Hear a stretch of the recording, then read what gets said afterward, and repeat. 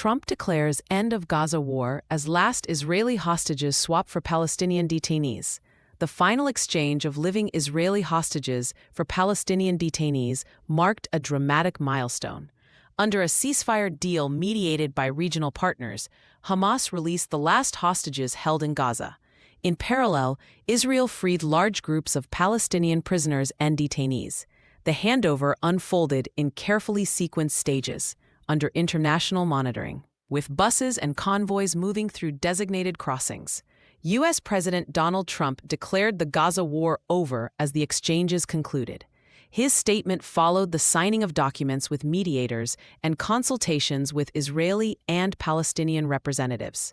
Leaders emphasize that the ceasefire is meant to hold while broader negotiations continue. Families on both sides experienced a day of intense emotion. Israeli relatives welcomed survivors home after 2 years of separation. Palestinians received loved ones who had spent years behind bars.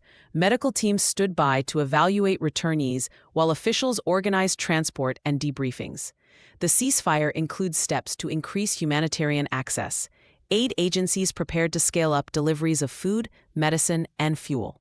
Engineers began assessing damaged infrastructure in water, power, and sanitation. Security arrangements remained visible around key sites to deter provocations. Diplomats stressed that this is a beginning and not an end to the hard work ahead.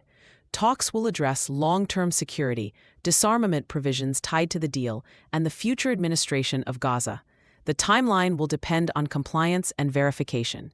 The region remains fragile, and the parties face pressure from domestic critics as well as grieving communities. For now, the focus is on consolidating quiet. The safe return of hostages and the release of detainees created a narrow window for progress. Whether that opening widens will depend on restraint, steady diplomacy, and real improvements in daily life for civilians who have endured years of conflict.